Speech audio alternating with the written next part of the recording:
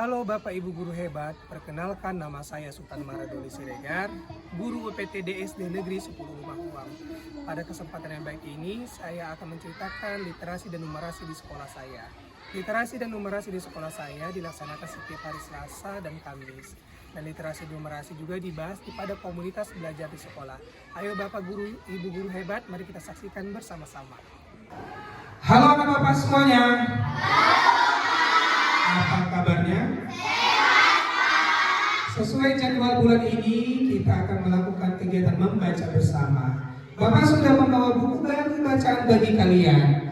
Nah, kira-kira buku ini siapa tahu yang menceritakan tentang apa ya buku ini? Ya, Kazila. Apa nak? Menjaga sungai. Menjaga sungai. Ada yang lain lagi? Abi? Melestarikan sungai. Melestarikan sungai. Ada lagi yang lain? Nah, di buku silakan. Membersihkan sungai. Membersihkan sungai. Nah, di buku ini siapa aja ya? Ada yang tahu nggak? Ya, silakan. Ayah dan anaknya. Ayah dan anaknya. Menurut kalian tahu nggak cerita ini menceritakan tentang apa? Tidak? Mau Bapak bacakan? Oke, judulnya adalah Kesatria Sungai. Apa nak? Karya dari Tias Wijayati dan Hedo Sugiawan. Penasaran? Mari kita saksikan. Oke, ada sebuah kata-kata di sini. Kalau ikan punya HP, ikan bisa melakukan pencemaran ini. Kata dari Bapak Prigi. Ya kan? Bisa dilihat?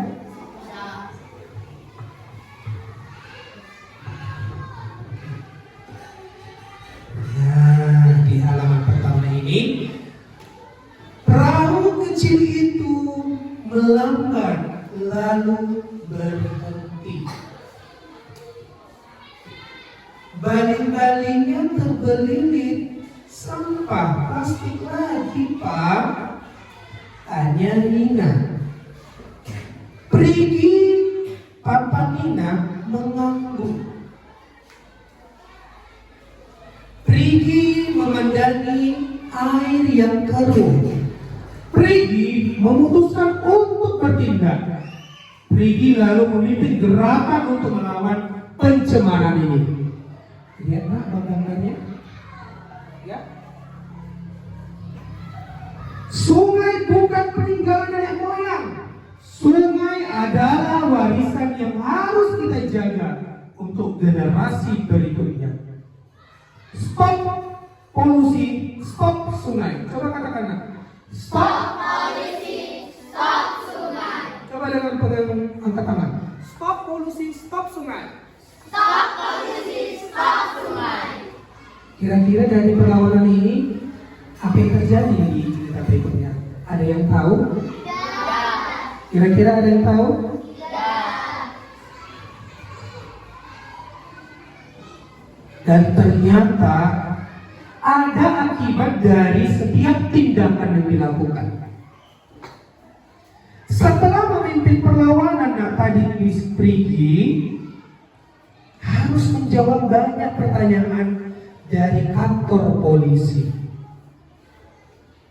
Prigi sedih saat melihat orang tuanya datang menjemputnya. Ternyata orang tua Prigi tetap mendukung Prigi. Apapun keputusan Prigi tetap didukung oleh orang tuanya. Orang yang membela kebenaran akan selalu jadi pemenang. Prigi tidak sampai di situ saja. Prigi kemudian mengajak anak-anak untuk meneliti, belajar.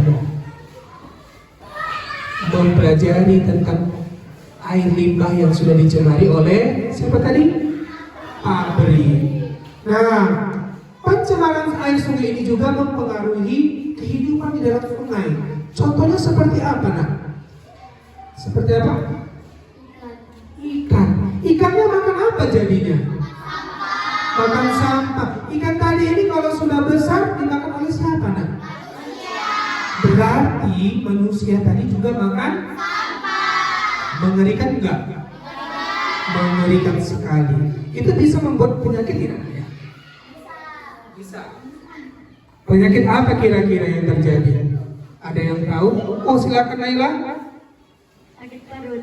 Sakit perut atau diare ya. Nah, di cerita selanjutnya, inilah puncak dari yang dilakukan Perigi. Perigi mengubah informasi menjadi senjata yang sakti. Ciat! Jurus serang langit. Coba katakan. Ciat! Jurus. Gimana gaya Perigi membuat jurus serang langitnya? Apa yang terjadi pada gambar? Penasaran? Mari kita lihat cerita selanjutnya. Perigi juga meminta bantuan membuat peraturan baru. Pak Karwo, Gubernur Jawa Timur, memulai program patroli sungai. Dan Ibu Kopipah, Gubernur yang baru, memimpin pembersihan sampah popok. Nah, ada jurus yang kedua lagi, nak. Kemudian Perigi mengeluarkan jurus kedua. Jurus serangan bumi. Cia. Gimana gayanya? Coba praktekkan. Cia. Iya, jurus serangan bumi. Perigi mengajari masyarakat cara melindungi sungai. Menurut Perigi, semua orang memiliki tanggung jawab untuk menjaga sungai. Pada akhir cerita, apakah tanggung jawab untuk menjaga sungai itu sudah selesai? Belum. Karena masih banyak tugas yang harus kita kerjakan. Ayo, mari kita bersihkan salju dari sungai kita. Oke. Nah, tentang trik ini adanya di sini penulisnya. Kalian nanti bisa membaca buku baru yang Bapak bawakan. Oke anak-anak, menurut kalian apa amanat atau pesan yang dapat kita ambil dari cerita Kesatria Sungai ini? Silakan Pak Zila. Kita harus menjaga sungai dengan baik. Kita harus menjaga sungai dengan Baik, ada lagi yang lain? Silakan Naila. Kita harus melestarikan sungai. kita harus melestarikan Sungai. Di kampung kita ini ada sungai nggak, nak? Tanggung jawab siapa? Kita semua. Senang membaca hari ini? Jadi kegiatan membaca hari ini adalah menyenangkan, sehingga membaca hari ini membuat kalian menambah informasi untuk kalian. Terima kasih anak bapak semuanya. Selamat siang untuk kita semuanya dan sampai jumpa di jadwal berikutnya. Sampai jumpa. 1, 2, 3.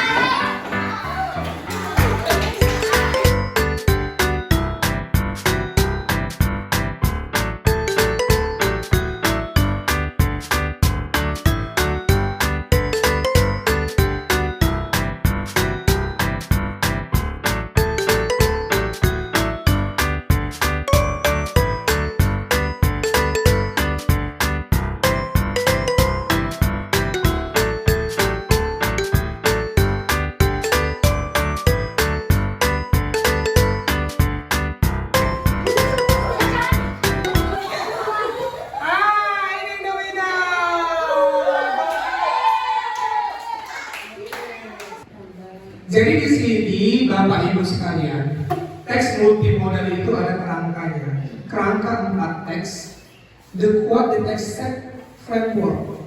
Jadi di sini ada 4 set. Yang pertama itu adalah buku teks pelajaran. Ini buku teks pelajaran ini sasaran yang menantang. Ini yang pertama. Yang kedua adalah foto, video, dan logo.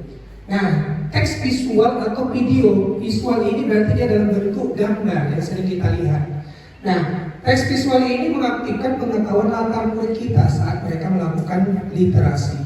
Contoh yang ada di ruangan ini, teks multimodal yang saya buat itu adalah seperti yang ada poster di belakang sana. Itu merupakan contoh teks multimodal. Kemudian yang ketiga di sini adalah teks informasi. yaitu berupa buku non fiksi. Kalau buku non fiksi ini berarti buku yang bagaimana ya Bapak Ibu?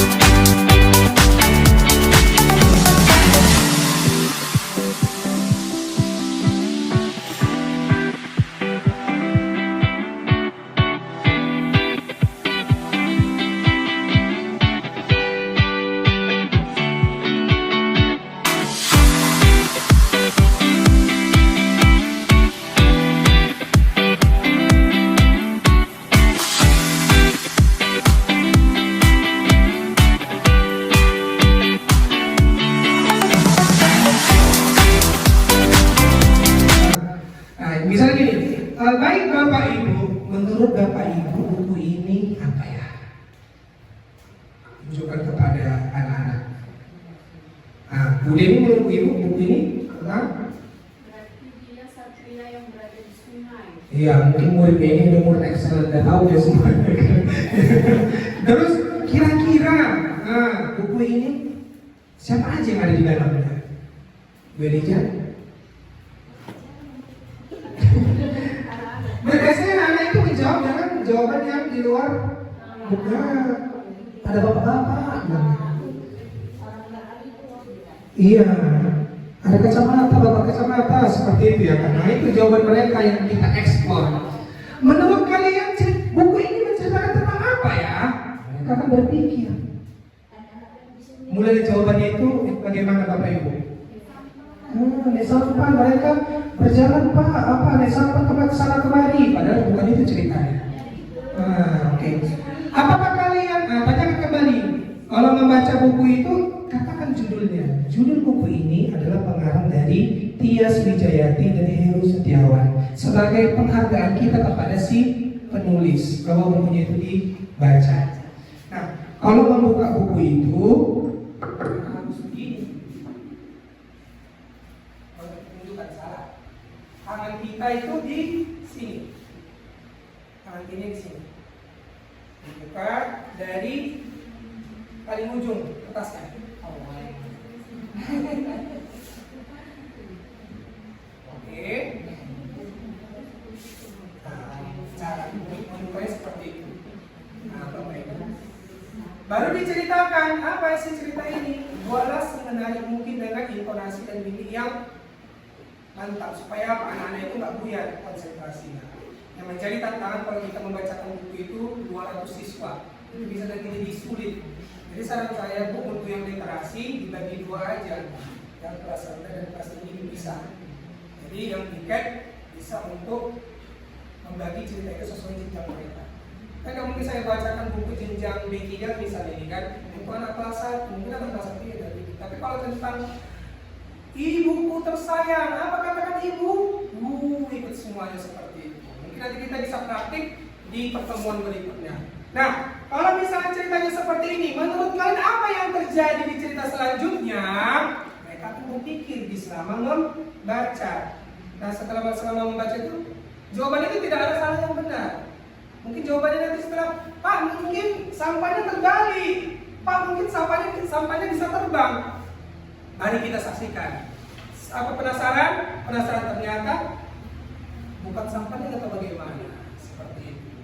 Nah, di akhir dari kegiatan, tanyakan kembali kepada anak-anak apa yang pesan yang dapat kita ambil dari buku cerita ini. Nah, jika ada pertanyaan, ditanyakan kembali. Itu tergantung dari kegiatan membacanya Bapak Ibu, bagaimana dia bentuk kegiatannya.